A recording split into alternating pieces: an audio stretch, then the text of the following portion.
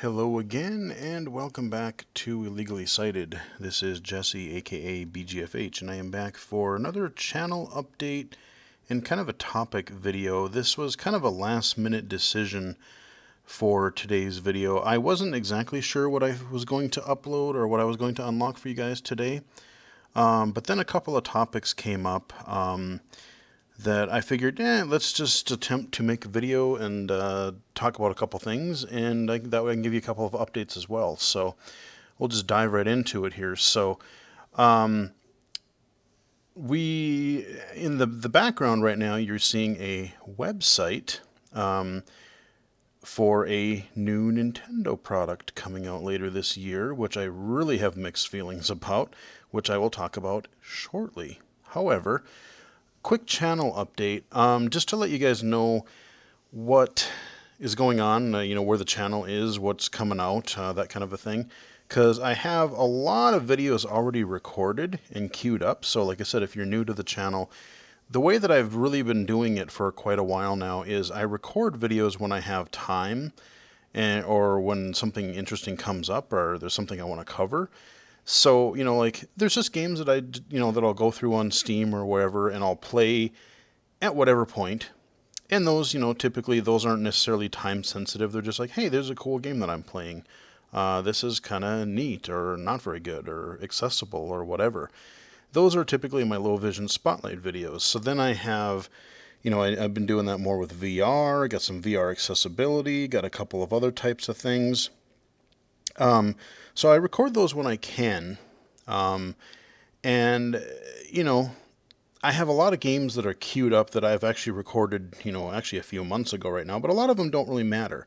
If there's a game that just came out that I really, really want to cover for whatever reason, like let's say Perception, that was, I think, really relevant to this channel, being a, legally blind gamer myself, and this game, having a blind lead character, that was something that I didn't really want to sit on. That was something that I like, well, hey, let's get a video out there, and let's go with the buzz for that one. So I have a lot of videos, like I said, queued up for a lot of different things. Some iOS accessible stuff, accessible apps, accessible games, all that kind of stuff is going to keep on coming in.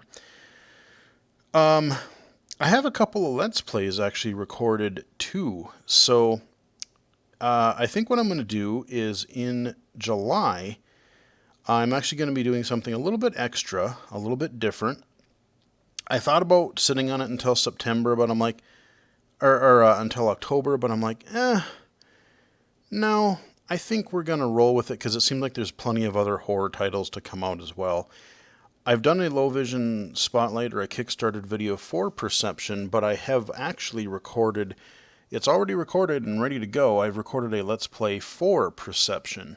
So anyone who wants to see that game a little bit more in detail, get to know Cassie, get to know what's going on with this house, get to see all this crazy stuff that's going on in this game and how they portray a blind person, whatever.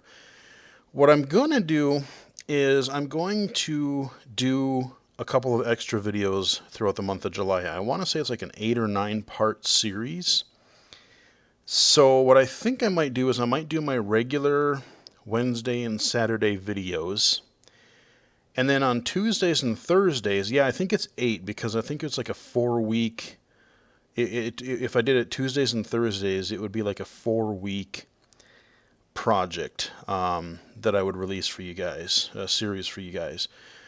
However, I think I'm going to substitute the first Wednesday for part 1 of Perception because I have another video that I'm going to release that I think would be highly appropriate for July 4th, which is this coming Tuesday. So we got that going. So we'll do the first part on Wednesday. You'll get a bonus on Thursday. So we get 1 and 2. And then for the following week, we'll do Tuesday, Thursdays is Perception. And then Wednesdays and Saturdays are just, whatever I decide to put up. Your usual stuff. Like I said, I've got a couple of other Let's Plays coming up for a couple of games that are really interesting. One pretty funny game that I think you guys might enjoy, and there's a lot of dialogue. So again, there are some visual gags, but I try to point those out. But a lot of it is actually audio, so I think a lot of Blind and low vision gamers will still get a lot out of that video or that series. Not going to tell you what it is, but you'll just have to wait and see. Then I've also started to record and try to preserve. Remember, I've talked about on the channel before the something else games, your Papa Sangre 1 and 2, the Nightjar, Audio Defense. So I've already recorded full playthroughs of Papa Sangre 1 and the Nightjar. And those I'm gonna, like I said, July is already a pretty busy month. I would say August or September we're gonna get into those. Because I don't want to dump too many Let's Plays out at once, because I usually don't do those very often. But with those games, I really wanted to do as much of those as I could, seeing as how, A, you can't get it in the App Store at all anymore because it's just not available. And as of iOS 11, you're pretty much not going to be able to play those games anymore, unless you have a dedicated device with an older version of iOS that you have sitting around just for that purpose. So, these games are really cool. They're, I think, some of the best examples of really cool audio games in, the blindness and audio game community. So I kind of wanted to do my part. I haven't really seen a lot of coverage on the internet for these games, and I figured, let's try to, I'm going to play through them one last time, and then I'm going to upload these, because that way people will have, we'll be able to, it won't be playable, but at least it will be, these games will be preserved. And I actually had a couple of YouTube comments, and I think YouTube comments and or Twitter suggestions from people requesting that. So, like I said, I do have the first two games recorded, Papa Sangre 1 and the Nightjar. I started Papa Sangre 2. I've got pretty much 2 videos done on that, except I don't know if I'm going to be able to finish that, because the problem that I'm having with it is, Papa Sangre 2, it's cool, but there is a lot more to the gameplay, and by default I would rather, do the gyroscope, turning controls, where you actually turn and then, face wherever you want to go. I switched it because of my wired headset doing the, recording to my computer. It's not quite as, there's a lot more swiping and tapping and whatnot, but that's not really the reason. The reason that I'm having trouble with this game, I don't know if it's something with Reflector or with just something on the phone, but when I play Papa Sangre 2 mirrored to my computer, and I'm using my computer's headset audio, there's something with the game itself does not respond super well. So I'll be doing the footsteps, left, right, and half the time it seems some of the steps don't register. Some levels in the beginning I can get away with that, and I was kind of complaining a little bit about that in the beginning. But then there was a level where you're going through this like memory of a submarine or something, and I knew exactly what I had to do. I knew that I could do it, but physically the game, due to the lag or not the non-responsiveness, whatever you want to call it, I physically couldn't do it because you go through these little things of radiation or whatever, and it just wouldn't register enough, and I'd get caught up and instantly die. Disconnected it from the computer, just plugged in my wired headset, and got it first try. So if I'm going to try to see if I can do a couple of other things that might optimize it so I can finish off that game. So we're going to see what we can do about that, but I don't know if I'm going to be able to. With the way my current setup is, I don't know if I'm going to be able to finish Papa Sangre 2, which is kind of a bummer on the video. So that'll just be up in the air. We'll have to wait and see on that one. Audio Defense, I would like to do the campaign. I would like to do Dr. Bastard's campaign because he amuses me. And I think I can set that to swipe if I want to as well. But that game is just so fun to play when you're physically like standing or in a good office chair that swivels. Just, swiveling around is just so much fun that way. So I don't know that I don't know if I'm going to get around to being able to do both of those games before iOS 11 hits. So, if anyone else wants to do videos for those too, or, things like that, hey, have people preserve these games, because like I said, we're pretty much not even going to have access to them very soon. So, like I said, a lot of other stuff, lots of videos. Got hardware, we got Let's Plays, we've got Perception, we've got accessible games, we've got God only knows what else coming, so nothing really slowing down. As a matter of fact, we're kind of, a few extra bonuses here and there for the future, so stay tuned for that. So, I think that's really the main thing about updates for the channel. The page we are looking at right now, just the other day, what was it, Monday, maybe? The Nintendo announced remember last year on the channel, late last year, I did a hardware review for the NES Classic Edition, which admittedly I'm lucky that I got because it was a real pain in the ass to get a hold of. The only way that I was able to actually get a hold of it was Amazon Prime Now had a deal where they were telling different cities, oh, it's going to be available in this city and that city. So one day I got to work and I checked Twitter and it's like, oh, hey, it's going to be in St. Paul today or Minneapolis today. And I actually bought it at work and they brought it, within like about an hour or two later, they brought it to work. So I snagged it that way. And which is good, but Nintendo really, they're not doing right by their customers. And I complain about them because I like them. I want them to do better, but they just don't get it. The NES Classic was such a limited supply, loads of people still can't get them, and Nintendo doesn't seem to care. They either just, like I said on Twitter the other day, they either just don't get it or they just don't care. They're not even going to do, I know they ended up saying, hey, this is going to be a limited run supply of the system, but they didn't make that clear up front before or at the beginning of when that console was out. So a lot of people are like, oh, well, I'll get it once the fever calms down. And then everybody was SOL, people you couldn't do it. Well, just to rub a little more salt in the wound, Nintendo has decided that, hey, on September 29th, they are going to release a portable Super Nintendo Classic Edition that we're staring at here. And, hardware-wise, it's a shame that I have to talk about this because the hardware and the games themselves, it's a little bit less than the NES Classic. I think there's only 21 games this time. But, there's not really a bad game on here. There's so many classic 16-bit games on this thing. Yeah, I wish there were more. No Turtles in Time. Boo, I love that game. A couple other ones I could surely think of that I would love to have on there. But,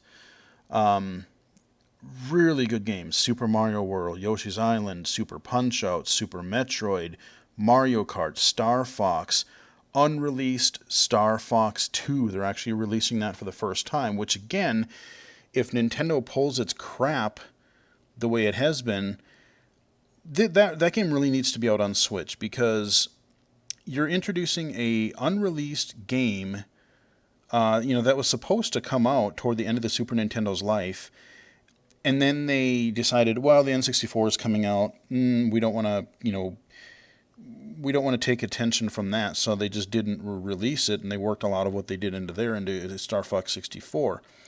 But if this thing is going to be so hard to get a hold of, how many people realistically are going to be able to play Star Fox 2?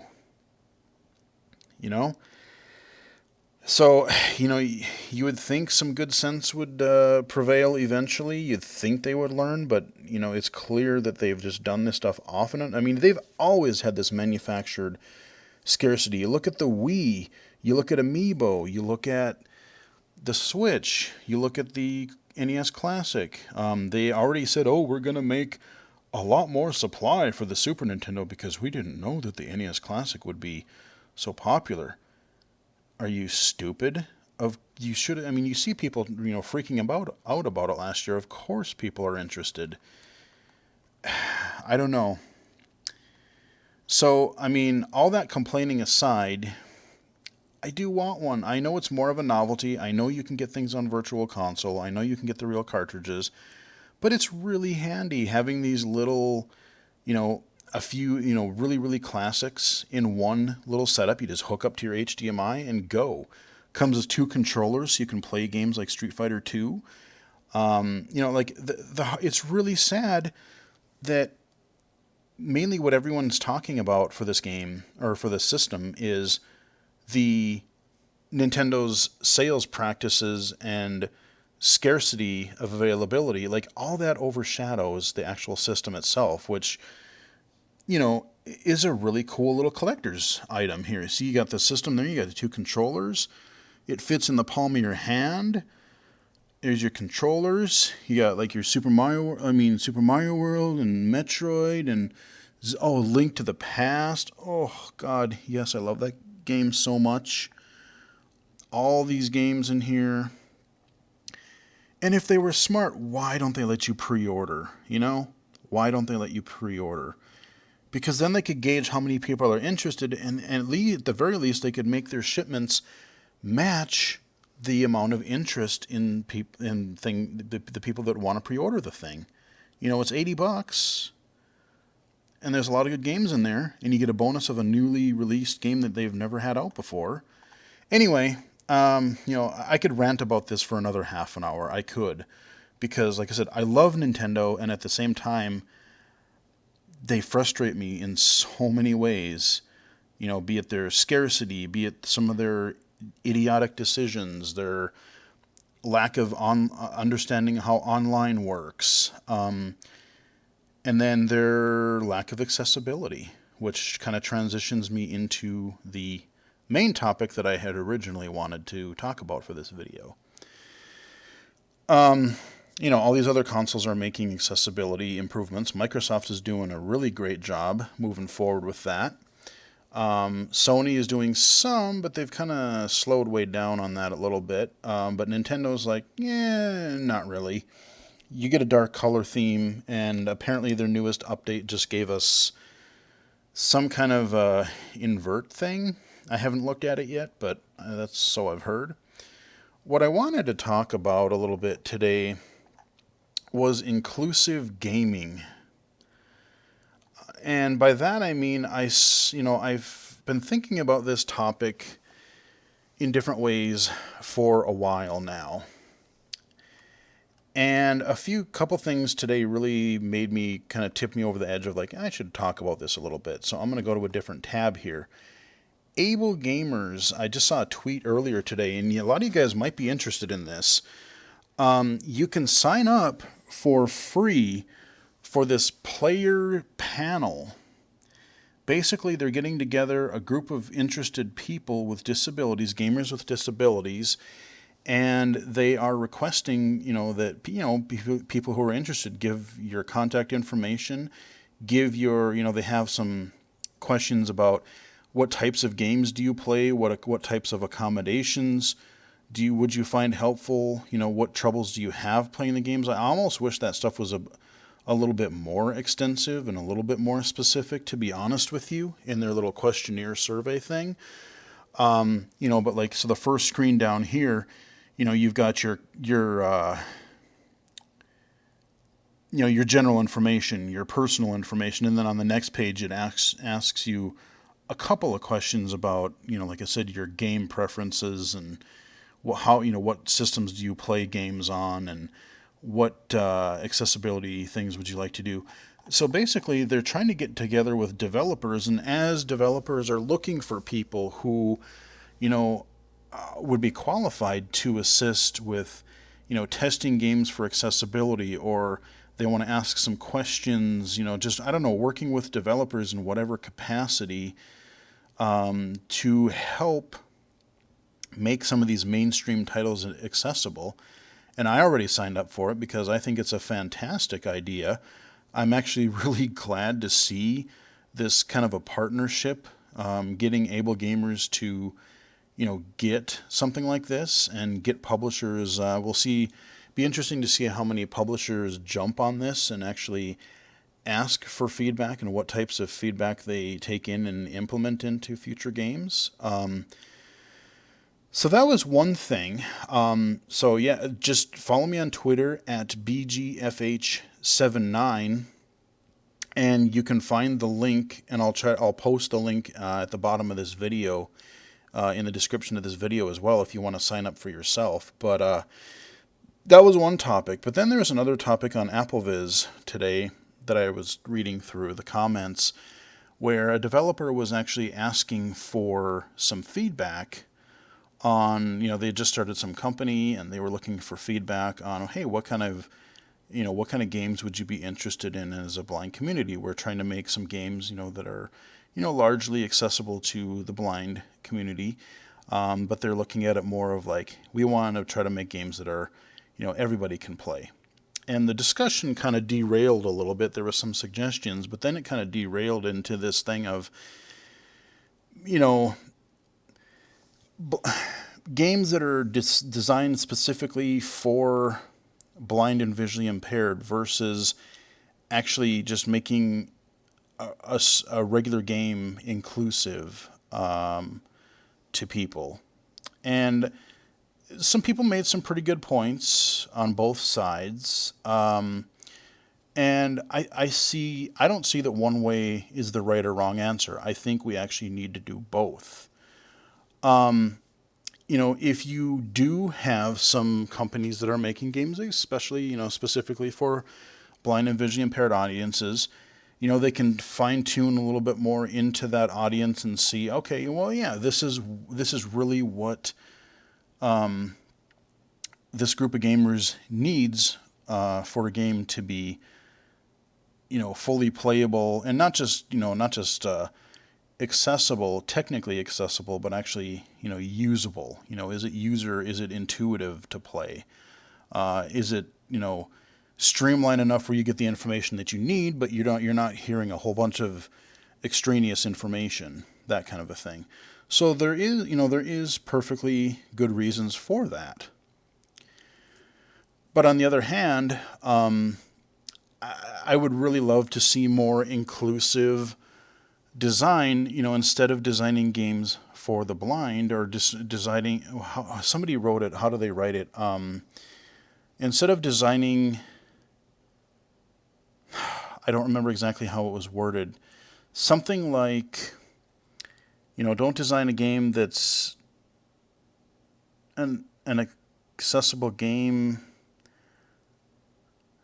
or don't design a game that is accessible, design an accessible game. It was some worded thing, but it was actually worded really well.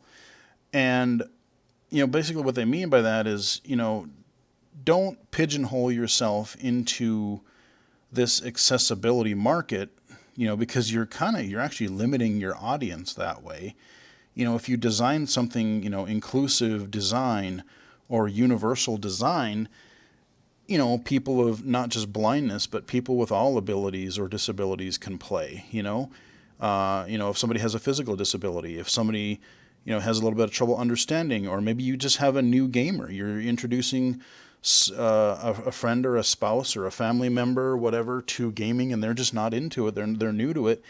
They need a little bit more of a simplified version or a lower difficulty level to get into a game. So there's all those different things to consider. But,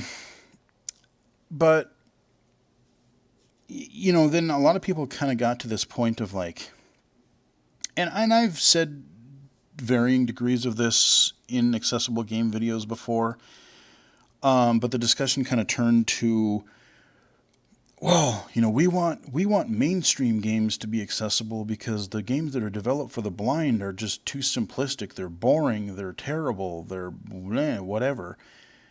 And I think that was, some people, that was a really kind of a bad way to put it. You want to be supportive of developers that are actually, making games that you can play. But at the same time, had they worded it a little bit better, I can see their point, because I've said various things on the channel. I can play a lot of these accessible games, and a lot of them are pretty straightforward, are pretty simplistic. You move left and right on the screen and you shoot, or there's like 18 bazillion word games. I could probably cover a lot more accessible games if I was willing to sit down and play every single accessible choose your own adventure book, or every little word maker game or word scramble game or whatever. But there's only so many more. There's only so many of those I can play. Like, there's only so many of those I'm interested in playing. So in the blind, in the accessible game community, for blind anyway, blind and visually impaired, you have these games.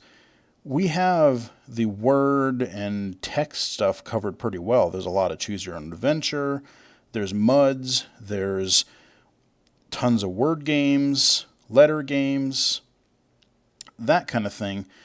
But people are justifiably interested in a deeper experience. You see, like I said, every week you've got dozens of mainstream games that are just, amazing. Even like an indie title nowadays is just, far beyond what you would have expected years ago. And the 6th version of Space Invaders is okay, but we've been there, done that. There's only so much depth you can get out of that. And some games like Swamp, or I'm trying to think of some other, more complex, long-lasting games. And there just doesn't seem to be as many of those out there for the blind.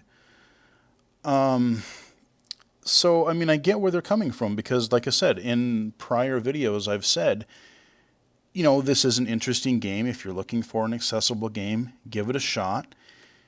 You may get into it more than I do, and that's partly because I am low vision, and I do have, fortunately or unfortunately, depending on how you look at it, I have the ability to go out and play many, many, many mainstream games with the limited vision that I still have.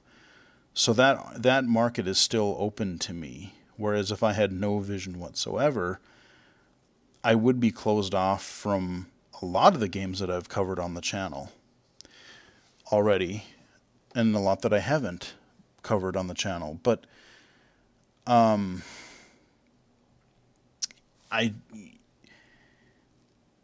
get where they're coming from.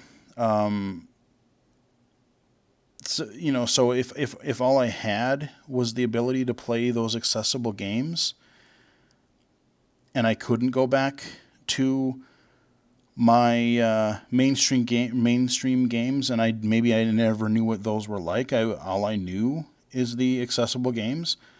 I would probably be more into them, or I would probably, I would get more into them because that's all I had.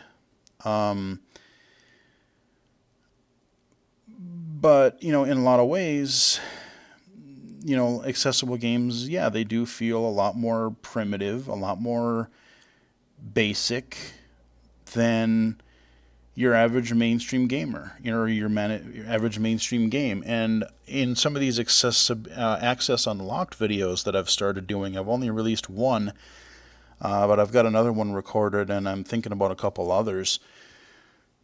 How do we take these mainstream game concepts and make them more inclusive for everybody, specifically visually impaired in this case? And, that's a really good question, because knowing that I can play, I can play Left 4 Dead, I can play Saints Row 3 or 4, an open world game. Grand Theft Auto is still tricky because, the missions, they don't have the in-world arrows and stuff, the navigation stuff, near as well as like the Saints Row games, for instance. But I can enjoy some of those really, deep, several dozen hour games. Um, but a lot of accessible games don't have that much content and depth. Um, one of the posters was talking about how, taking, and I didn't even think about this. This would be another good Access Unlocked video. Accessible point and click adventure games. You could do that. I could see how that could be adapted, especially with the way he talked about it. Think about the world map on Crafting Kingdom, where you have different interactable points on the world map. Each screen on a point and click adventure, like especially if you have a static, some of the classic static point and click adventure games, I could see where you could make some of those, more interactive, especially on a touchscreen device, like an iPad, like an iPad. So I get both sides, I mean, there's definitely advantage to making games specifically for the blind audience, but I would really love to see more games approach a universal access model because, like I said, if you're designing specifically for like a really small, really niche audience like this, like a blind or visually impaired, let's say, you're really limiting how many people are going to buy your game because not everybody who is blind is a gamer. Not everyone is blind who wants to play games. And sadly, I don't want to bring this up, but I feel I have to. It ties in here. The blindness community is not what you would call, generally speaking, willing to part with money, shall we say?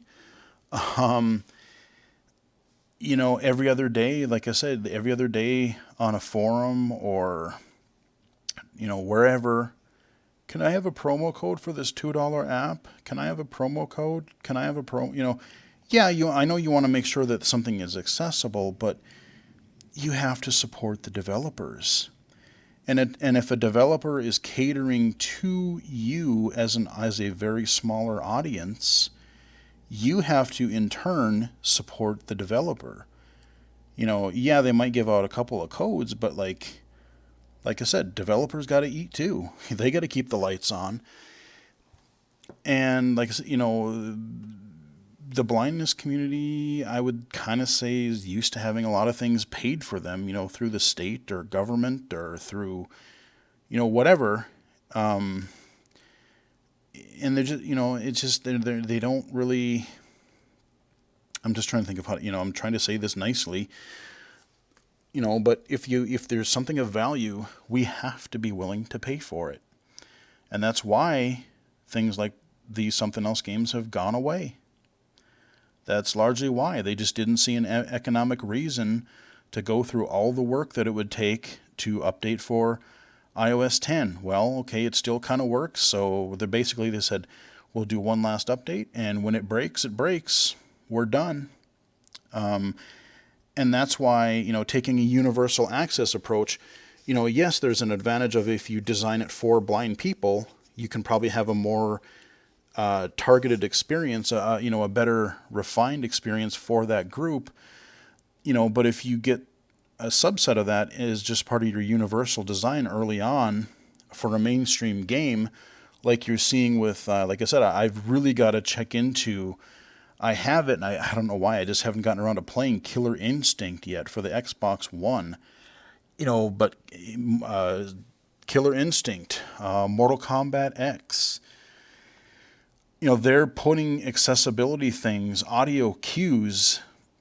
You can tell when somebody, like what kind of kick they're doing, what kind of block, when your special meter is full. There's things that you can enable to give those extra audio cues. There's there's a few people on Twitter that I follow, that play those types of games, and the developers have added those things, based on earlier games feedback. But if you're designing that thing in as just another feature, because people design customizations for games all the time, different difficulty levels, colorblind filters, remappable controls, control schemes. Do you want to turn subtitles on and off? Whatever. But if they're designing for a mainstream audience, which is in the millions at this point, and you also include accessibility, then you can get the blind and visually impaired crowd as well. But you're also, not just relying on them to buy your game. You can still,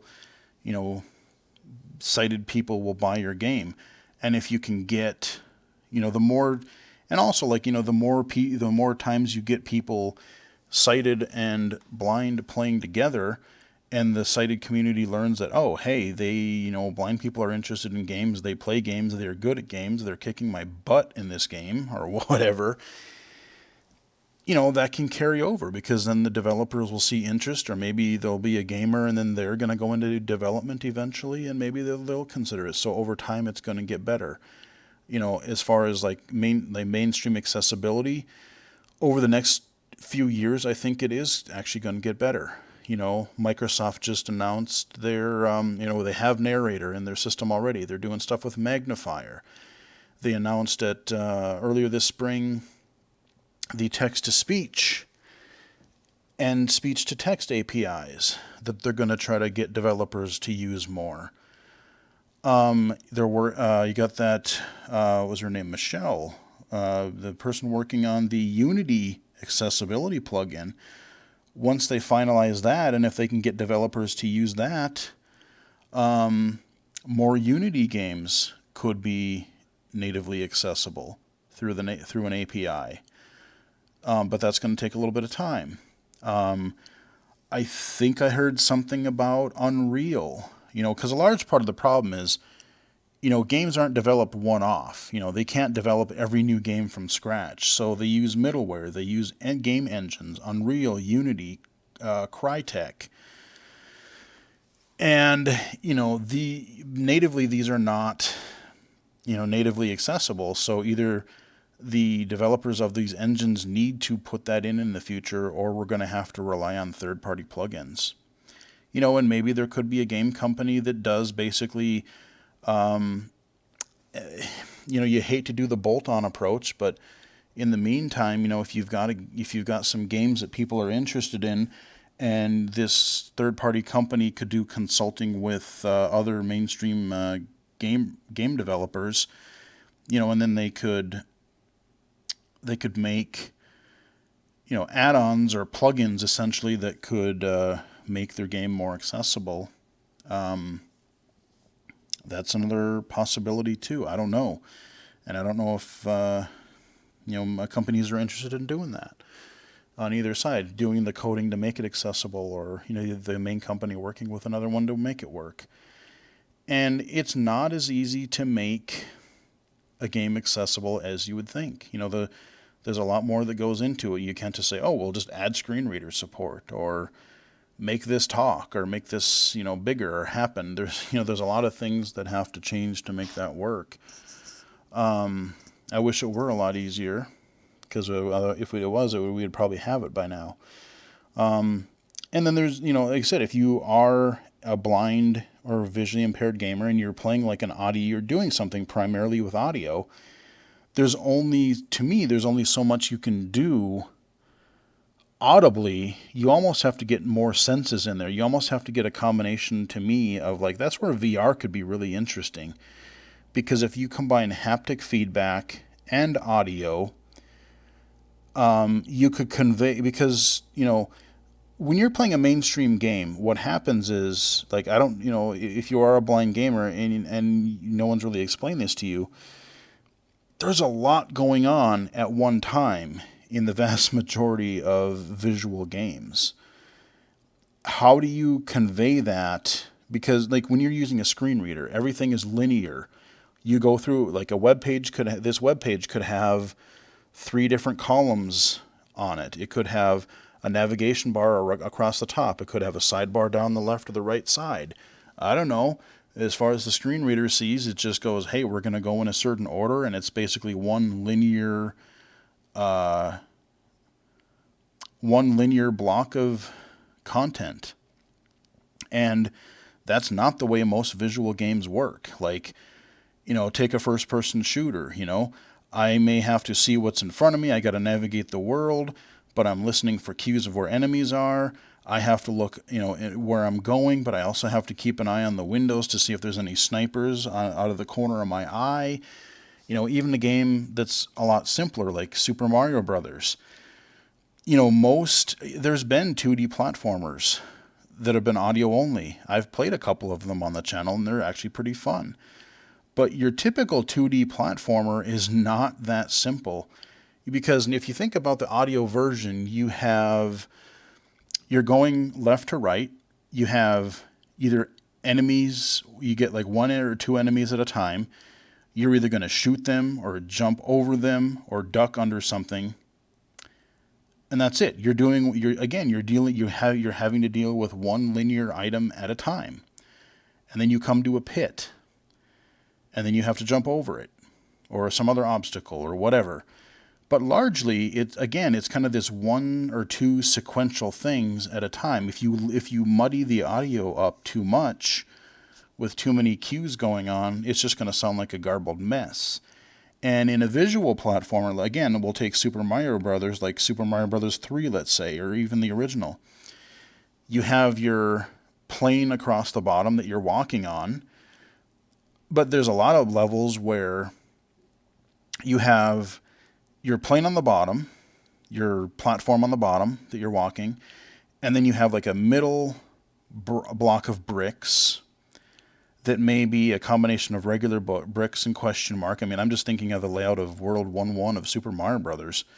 The first part you've got a question mark that you can jump up and hit. You've got a Goomba that you got to jump over. Well, then you have a row of, it's like a brick, question mark, a few bricks, another question mark, and then a brick. And then above that, you still have another brick or two that are question mark blocks. How do you convey, even in a side scroller, how do you convey that there are multiple platforms, like the one that you're walking on, and then there's one above you that you could also walk on, and then there's another one above that that you could either walk on or hit from below? How do you convey all of those types of things? And then there could be different things where, the bottom platform there could be a pit in the middle underneath where the second platform is. And then, there could be a different gap. Like I said, it just gets so complicated because there are, like I said, you're going left to right alone, and you have,